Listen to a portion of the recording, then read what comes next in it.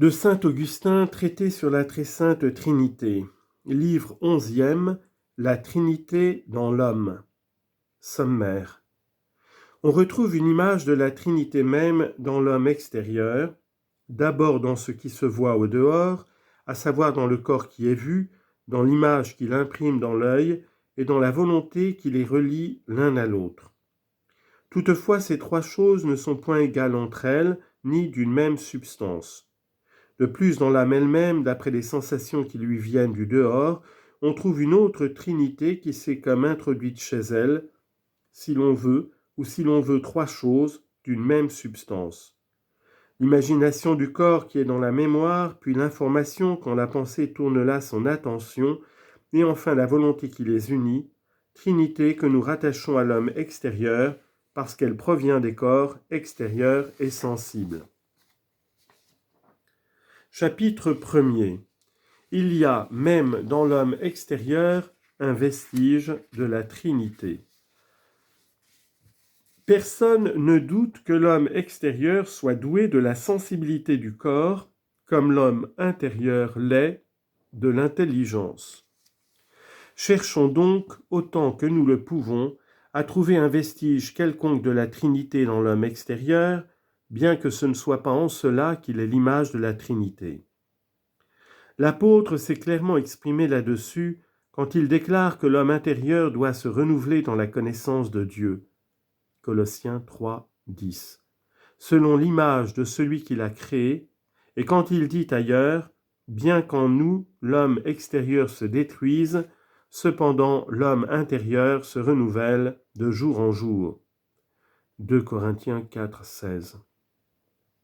Cherchons donc dans cet homme qui se détruit quelque image de la Trinité, sinon plus exacte, du moins plus aisée à distinguer. Car ce n'est pas sans raison qu'on lui donne le nom d'homme, puisqu'il a quelque ressemblance avec l'homme intérieur. Et à raison même de notre condition d'homme mortel et charnel, il nous est plus facile de traiter des choses visibles que des choses invisibles, puisqu'elles nous sont plus familières, les unes étant extérieures, les autres intérieures, les unes étant sensibles pour le corps, les autres accessibles seulement à l'intelligence. Or, nous ne sommes pas des âmes sensibles, c'est-à-dire matérielles, mais douées d'intelligence parce que nous sommes vie. Néanmoins, comme je l'ai dit, nous contractons une telle familiarité avec les corps que notre attention se reporte vers eux, en dehors, avec une étonnante facilité, et que, quand elle s'est arrachée aux incertitudes du monde matériel, pour retrouver dans l'esprit des notions plus certaines et plus fermes, elle se rejette vers des objets sensibles et cherche son repos là même où elle a puisé sa faiblesse. Il faut avoir égard à cette infirmité. Par conséquent, si nous voulons discerner plus exactement et faire mieux ressortir les choses intérieures et spirituelles, empruntons nos exemples et nos comparaisons aux choses extérieures et matérielles. L'homme extérieur est doué du sens corporel, sent donc les corps. Or ce sens se subdivise, comme chacun le sait, en 5 parties, la vue, l'ouïe, l'odorat, le goût et le toucher. Il serait long d'interroger ces 5 sens sur la question qui nous occupe, mais cela n'est pas nécessaire, car l'un parlera pour tous. Invoquons donc de préférence le témoignage de nos yeux, c'est en effet le sens corporel le plus parfait et le plus rapproché, sauf la différence du genre de la vue intellectuelle. Chapitre 2. Il y a dans la vision une sorte de trinité, éclaircissement par un exemple. Quand nous voyons un corps, il y a 3 choses très faciles à reconnaître et à distinguer. La première, c'est l'objet même que nous voyons, soit pierre ou flamme, ou toute autre chose visible aux yeux, objet qui pouvait exister avant même d'être vu. La seconde, c'est la vision, qui n'existait pas avant que l'objet frappât notre sens. En troisième lieu, ce qui arrête le sens des yeux sur l'objet en vue, tant qu'il est en vue, c'est-à-dire l'attention de l'âme. Et non seulement ces 3 choses sont distinctes, mais elles sont de nature différente. D'abord, la nature de ce corps visible est très différente de celle du sens de l'œil, par lequel la vision a lieu par rencontre. Et la vision elle-même, qu'est-ce autre chose que la sensation déterminée par le corps qui est sentie? Bien qu'elle n'existe pas, si on soustrait l'objet et qu'il ne puisse y avoir vision sans un corps visible, cependant le corps qui détermine par son aspect la sensation des yeux et la forme même qu'il imprime au sens et qu'on appelle vision ne sont nullement de la même substance.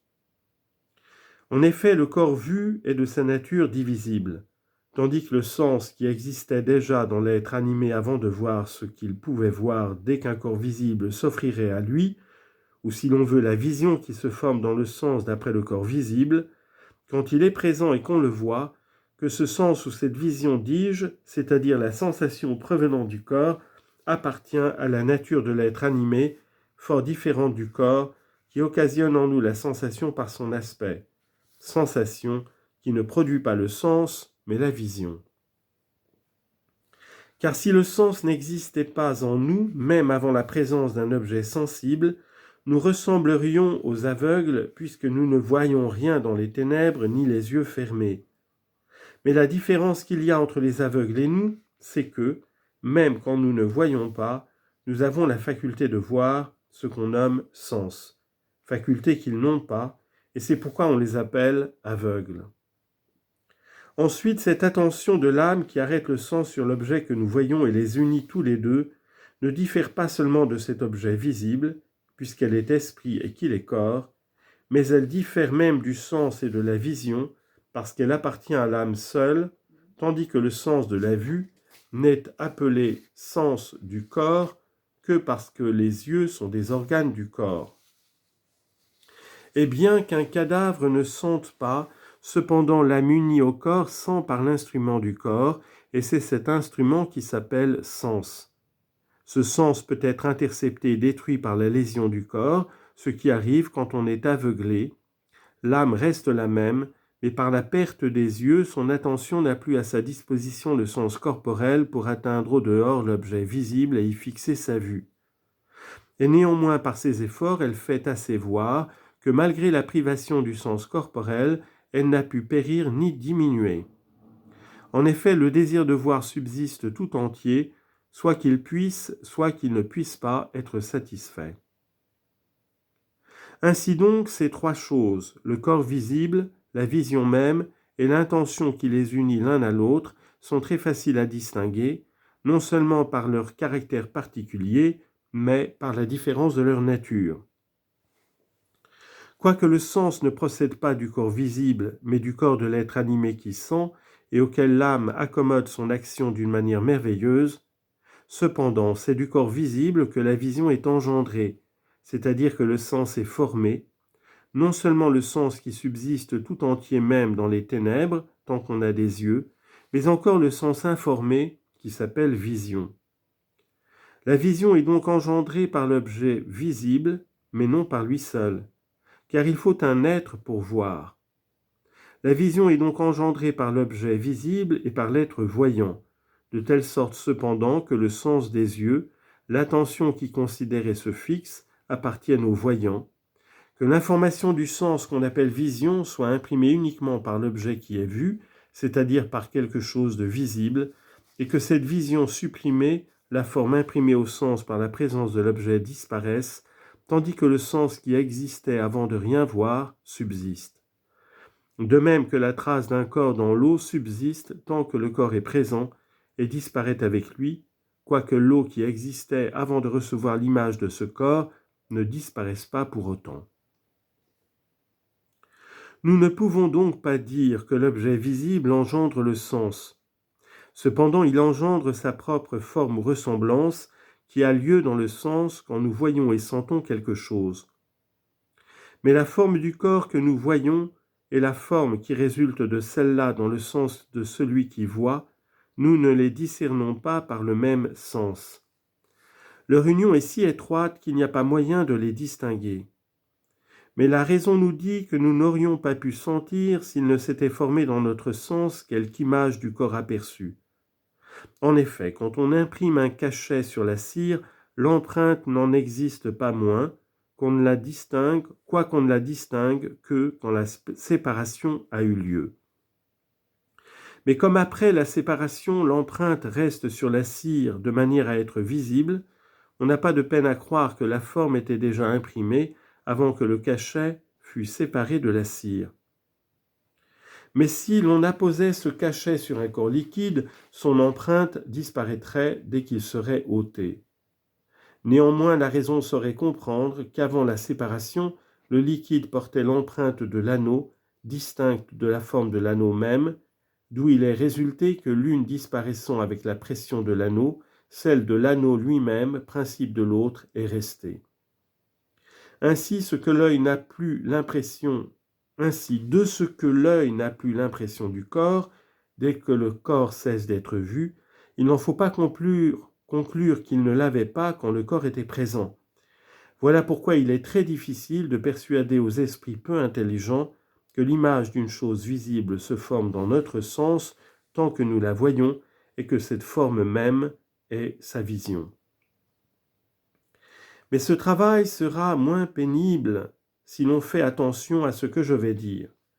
Ordinairement, quand nous avons tenu quelque temps nos yeux fixés sur un flambeau et que nous les fermons ensuite, nous semblons voir des couleurs brillantes qui varient et alternent les unes avec les autres.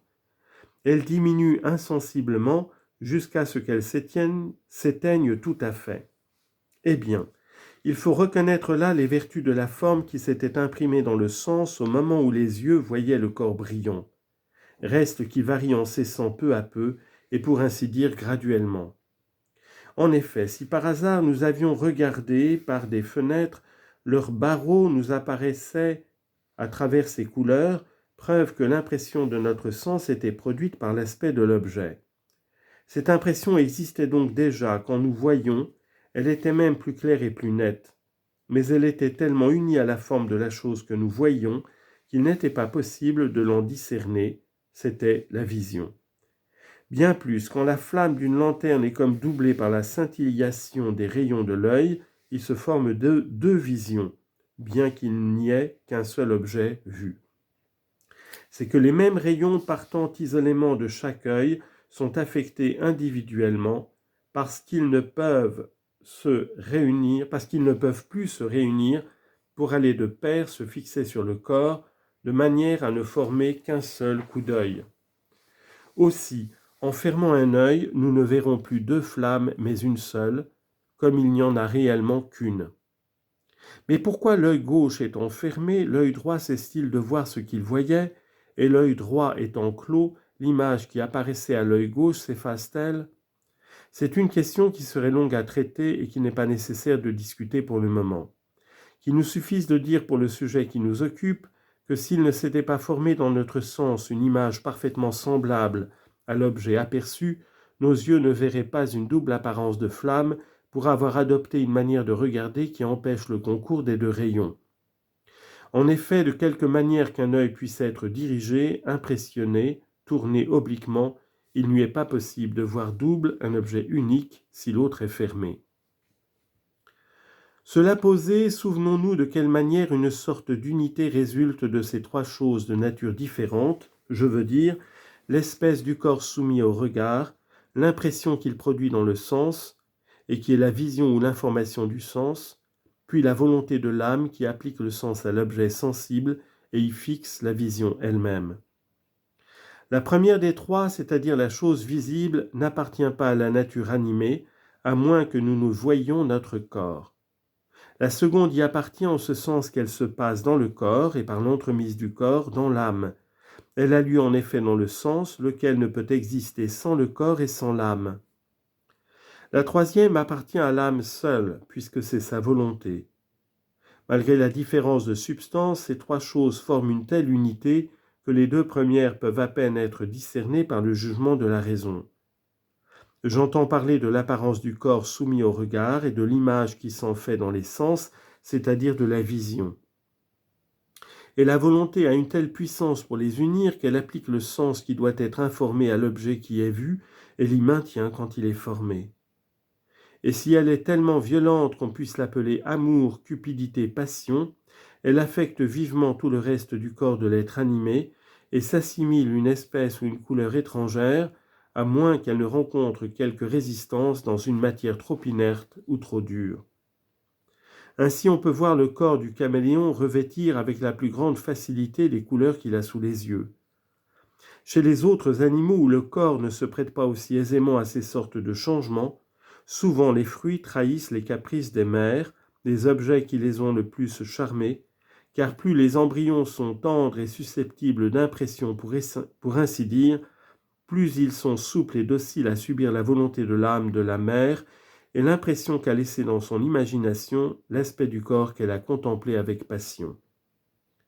On en pourrait citer de nombreux exemples, mais il suffit de rappeler, d'après le témoignage de nos infaillibles écritures, ce que fit Jacob pour obtenir des agneaux et des chevreaux de diverses couleurs, en plaçant dans un abreuvoir des baguettes bigarrées pour frapper les yeux des mères qui s'y désaltéraient au moment de la conception. Genèse chapitre 30, versets 37 à 41.